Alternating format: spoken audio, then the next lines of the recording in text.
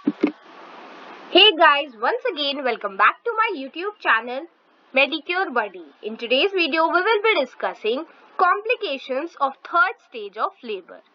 Friends, complication जो third stage of labor के होते हैं वो एग्जामिनेशन में कई बार as 20 marks questions पूछे जाते हैं. That is why I have thought of discussing this topic with you all. So first of all हम देखते हैं कि थर्ड स्टेज ऑफ लेबर के बारे में यहाँ पे क्या मेंशन किया गया है. So third stage is the most crucial one for the mother और कई बार फेटल कॉम्प्लिकेशन भी इस स्टेज में अकर हो जाते हैं. ठीक है, वो कॉम्प्लिकेशन जो हम पढ़ने वाले हैं वो क्या क्या है. First is postpartum haemorrhage, next one is retained placenta, shock अगर हीमरेजिक या फिर नॉन हीमरेजिक शॉक में पेशेंट चली गई, पल्मोनरी एम्बोलिज्म हो गया एमनियोटिक फ्लूइड का या फिर एयर का, और यूटेराइन इन्वर्जन जो कि काफी रेयर होता है. ये सारी चीजें एज अ कॉम्प्लिकेशन अपीयर हो सकती है of third stage of labour.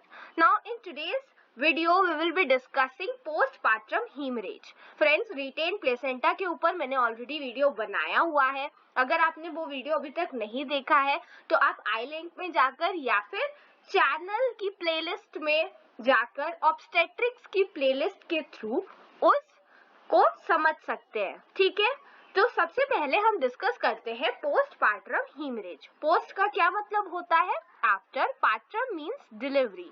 सो ऐसा हीमरेज जो डिलीवरी के बाद देखा जाता है हम उसे पोस्टपार्टम हीमरेज कहते हैं. ठीक है, यहाँ पे डेफिनेशन क्या लिखी हुई है? इसकी क्वांटिटेटिव डेफिनेशन जो है वो कोई भी फिक्स्ड नहीं है, बट इसमें जो ब्लड लॉस होता है वो 500 ml देखने को मिलता है following birth of the baby. ठीक है, तो जो अमाउंट ऑफ ब्लड लॉस होता है वो एक्सेस में होता है 500 ml after the birth of the baby. ठीक है, उसके बाद यहाँ पे क्लिनिकल डेफिनेशन क्या लिखी हुई है? Any amount of bleeding from और into the genital tract following birth of the baby up to the end of the puerperium. तो ये पोस्टपार्टम हीमरेज चलेगा कब तक? बेबी के बर्थ के बाद से, मतलब डिलीवरी जो होती है, डिलीवरी टू परप्यूरियम, ये हीमरेज चलता है. ठीक है, अब हम आगे बढ़ते हैं और डिस्कस करते हैं कि और क्या चीजें यहाँ पे मेंशन की गई है. सो general condition of the patient को ये अफेक्ट करता है और पेशेंट में राइज होता है पल्स रेट का और बीपी फॉल होता है, तो हम इसे पोस्टपार्टम हीमरेज कहते हैं. तो अगर मैं फिर से आपको डेफिनेशन बताऊं तो कितनी भी अमाउंट ऑफ ब्लीडिंग फ्रॉम या फिर इनटू जेनाइटल ट्रैक्ट में after the birth of baby up till the end of the puerperium, that is 6 weeks. Friends, मैंने नॉर्मल परप्यूरियम के ऊपर भी वीडियो बनाई हुई है. बहुत इंपॉर्टेंट टॉपिक है, अगर आपने अभी तक नहीं पढ़ा है तो आप उसे जरूर पढ़िएगा. Moving on, which adversely affects the general condition of the patient, और ये राइज कराती है पल्स रेट में और बीपी फॉल कर जाता है, जो कि नॉर्मल कंडीशन होती है. हीमरेज की वजह से ऐसा कई बार देखने को मिलता है. एवरेज ब्लड लॉस जो होता है वेजाइनल डिलीवरी, सिजेरियन डिलीवरी और सिजेरियन हिस्टेरेक्टमी में, वो यहाँ पे मेंशन किया गया है. देखिए, अगर वेजाइनल डिलीवरी की बात करें तो इसमें ब्लड लॉस बहुत कम होता है, दैट इज 500. ठीक है, अगर सिजेरियन डिलीवरी की बात करें तो सिजेरियन सेक्शन में जो ब्लड लॉस होता है वो हमें देखने को मिलता है 1000 ml. और वहीं पे अगर हम बात करें सिजेरियन हिस्टेरेक्टमी की, जब यूट्रस का भी रिमूवल कर दिया जाता है, so that is 1500 ml. So depending upon the blood loss, ये तो एवरेज ब्लड लॉस बताया गया है कि ये डिफरेंट टाइप्स ऑफ डिलीवरी में कितना होता है. अब depending upon the loss of blood की कितना लॉस हो रहा है, पीपीएच को हम 3 टाइप में डिवाइड करते हैं. ऑब्वियसली जब 1 लीटर से कम है ब्लड लॉस तो हम उसको माइनर में रखते हैं. अगर 1 लीटर से ज्यादा है so that is kept under major, और अगर 2 लीटर से ज्यादा होता है तो हम उसे सीवियर हीमरेज के अंडर रखते हैं. ठीक है, अब हम डिस्कस करते हैं 2 टाइप के जो पीपीएच है वो, ठीक है। तो सबसे पहले मैंने आपको ये बताया कि तीन टाइप हम ऑलरेडी डिस्कस कर चुके हैं, but those types were based on the amount of blood loss, ठीक है। ये जो टाइप है ये बेस्ड है किसके ऊपर, ये जिस टाइम पे वो हीमरेज अकर हो रहा है, ठीक है। तो अगर जो हीमरेज है वो with in 24 hours of the delivery होता है, ठीक है, 24 घंटे के अंदर अगर बर्थ ऑफ बेबी के हीमरेज देखने को मिल रहा है तो हम इसे प्राइमरी हीमरेज कहते हैं, ठीक है। और ज्यादातर ये 2 घंटे के बाद देखने को मिलता है, ठीक है। मेजॉरिटी जो केस होता है उसमें ये 2 घंटे के अंदर देखने को मिल जाता है।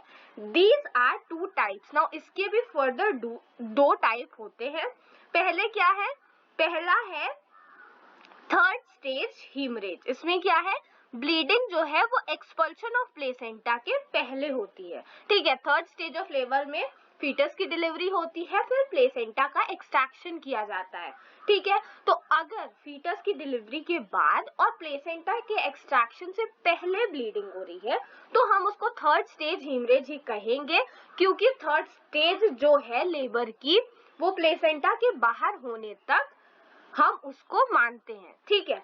और ट्रू पोस्टपार्टम हीमरेज क्या है, दिस मीन्स दैट ये जब एक्सपल्शन हो जाता है प्लेसेंटा का उसके बाद अगर हो रही है तो हम उसे क्या कहते हैं, true postpartum. That means postpartum true मतलब असली में पोस्टपार्टम यही है, क्योंकि बेबी की डिलीवरी, प्लेसेंटा का एक्सपल्शन सब कुछ हो चुका है, ठीक है।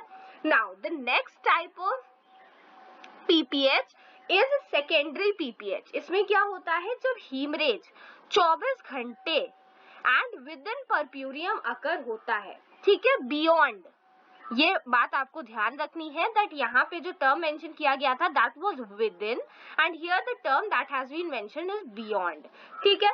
तो अगर beyond 24 hours within puerperium आया है तो हम इसे क्या कहते हैं, ये हीमरेज को हम कहेंगे डिलेड हीमरेज, लेट हीमरेज या फिर सेकेंडरी हीमरेज के अंडर इसको हम रखते हैं, ठीक है। So these were the 2 types of hemorrhage that we have considered to be known as the types of hemorrhage that comes under PPH. So friends, this was all about today's session, in which first of all we have discussed the definition and the types of hemorrhage जो PPH होता है.